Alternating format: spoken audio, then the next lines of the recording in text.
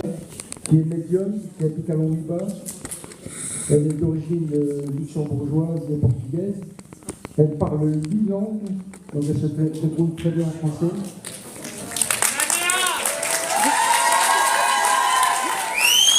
Elle a tout son peuple, hein. Et les langues violées sont où, là? Ils viennent de partout, hein. Je vous rassure, ils viennent du sud, de Paris.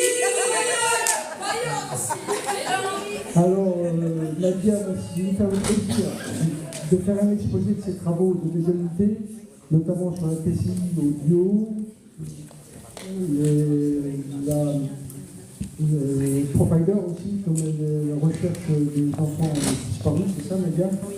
Alors, je vais te passer le micro, je crois que tu seras plus à même de décrire ce que tu fais. Et je te remercie encore d'être présente aujourd'hui. Merci à vous. Bonjour tout le monde déjà, et merci d'être tous là, et merci à ma team aussi de s'être déplacée. Et merci aussi à tous ceux qui sont là dans l'écran, parce qu'il y en a qui sont là, qui n'ont pas pu venir aujourd'hui malheureusement, mais qui sont là et qui donnent de la force. Merci à vous tous. Donc moi c'est Nadiage Médium, comme on m'appelle. C'est pas mon vrai prénom. Mon vrai prénom c'est Sharon. Mais on a choisi ce pseudo-là parce que c'est le prénom de mon fils à l'envers. Donc comme ça au moins c'est clair pour tout le monde. Et puis moi tout a commencé quand j'avais 2 ans et demi.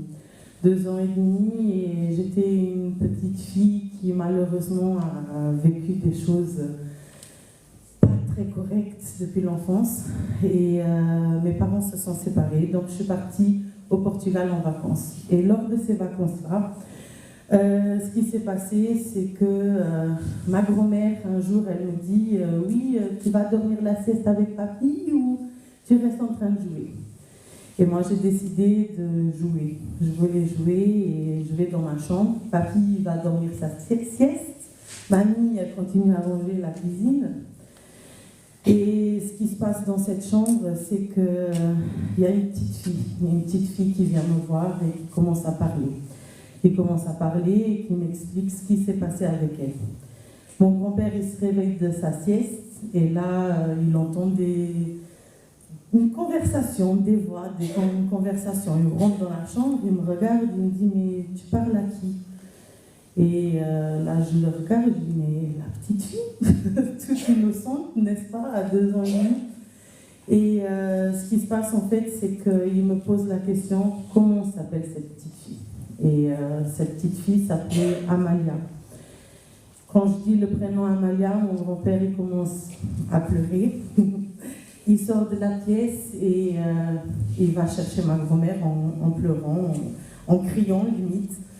Et ils arrivent tous les deux et ma grand-mère me regarde, elle me dit « C'est comment le prénom de la petite fille ?» Je lui dis « Amalia ». Elle me dit « Elle est décédée comment cette Amalia ?» Et je lui dis « Dans les bras de papy ». C'était leur fille qui était décédée à l'âge de 4 ans, qui en fait est décédée avant la naissance de mon papa. Et donc ce jour-là, ils se sont rendus compte que voilà, que c'était pas normal, que je parlais avec des morts. Et que je les voyais, je les ressentais, et voilà, tout a commencé là.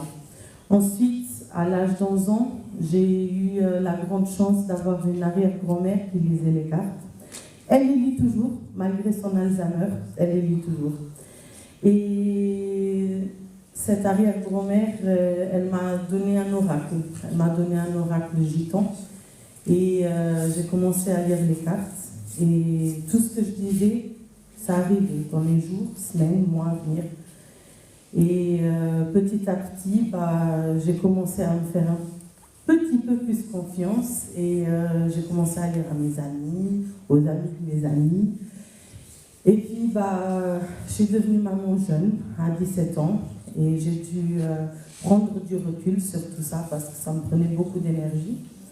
Et puis, à l'âge de 20 ans, 21 ans, là, je me suis mis à fond dedans. J'ai dit non, stop, c'est bon. Ma santé, elle a pris un coup. J'ai failli faire un AVC.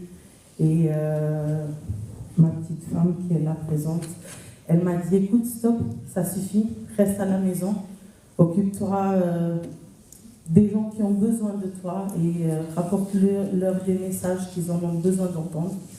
Aide-les aussi parce que je ne suis pas que médium, je suis aussi guérisseuse et j'aide surtout les femmes à tomber enceintes. Jusqu'au jour d'aujourd'hui, on est à 163 bébés qui sont nés grâce aux bains que je fais, des bains de protection, purification et ouvre chemin qui ne sont pas que pour tomber enceinte, mais aussi pour tout ce qui est dépression, tout ce qui est mal-être, tout ce qui est vraiment un changement dans votre vie. Et ça a apporté à beaucoup de monde beaucoup d'aide, ces bains-là. Ensuite, un jour, on a eu l'idée d'ouvrir un Facebook, un petit Facebook où il y avait, au bout de quelques semaines, 15 000 abonnés qui me suivaient. Puis un jour, on me parle de TikTok. On me parle de TikTok, et heureusement qu'on m'a parlé de TikTok. Hein. Au jour d'aujourd'hui, on est à 65 000 abonnés.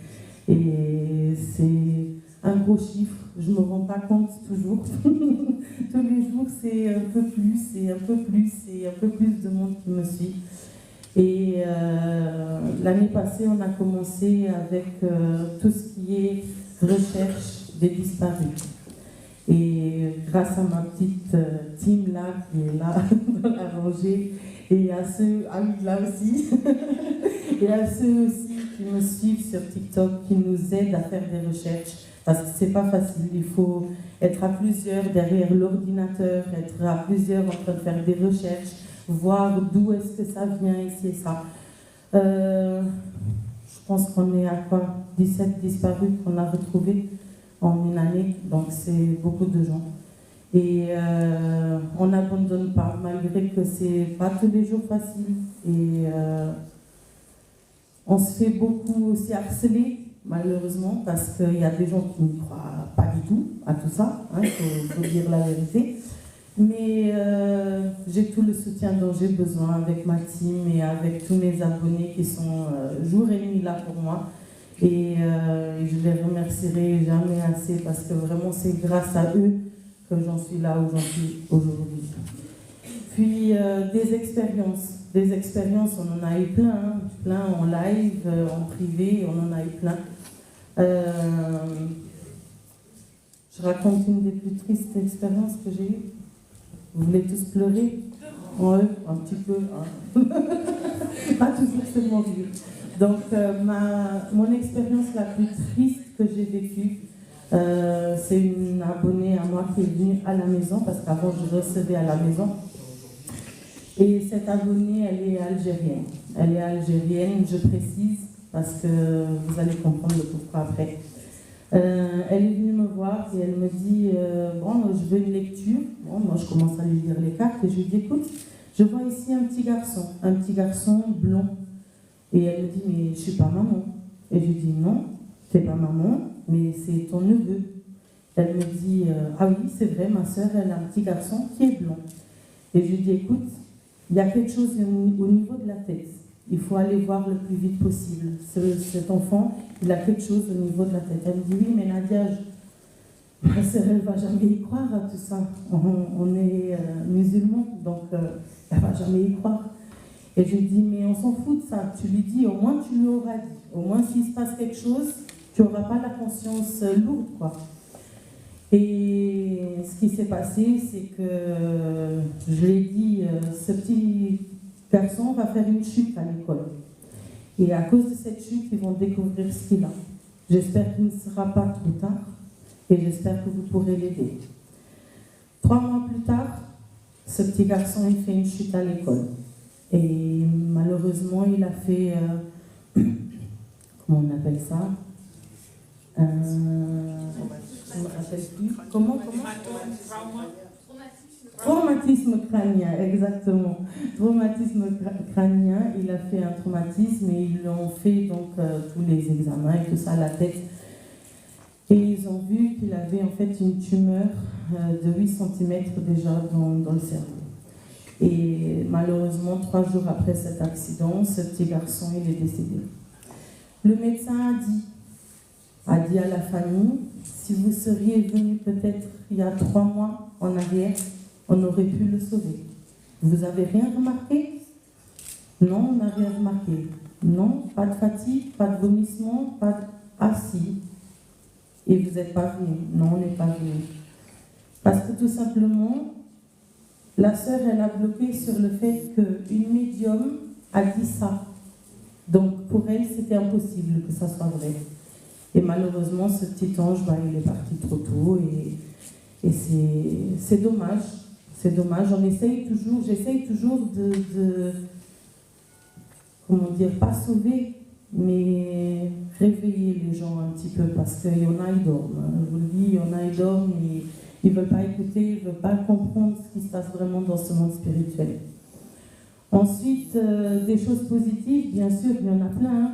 Des grossesses, des mariages, des rencontres, il y a plein de belles choses. Mais c'est surtout le négatif qui nous bloque toujours et qui nous atteint le plus, c'est toujours les choses plus négatives, malheureusement.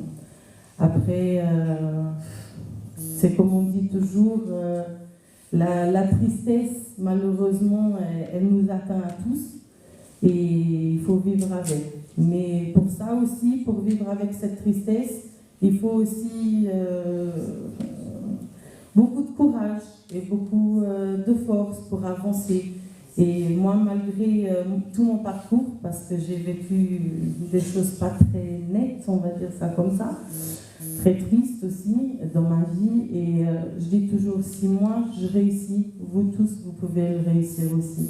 Parce qu'il ne faut pas oublier, Nadia Médium aujourd'hui, elle va avoir 30 ans dans 2 semaines, mais Nadia Médium, il y a 8 ans, elle était à la rue. Et ma petite force, elle est là-bas.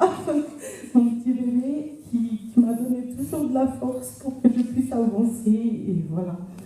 Et je vous souhaite à tous de rencontrer des vrais médiums, des belles personnes.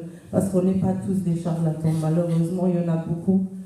Et surtout, arrêtez d'aller chez les médiums, s'il vous plaît, de raconter votre vie. Vous n'êtes pas là pour raconter votre vie. Vous êtes là pour l'entendre, vous êtes là pour entendre ce que la médium a à vous raconter et pas le contraire.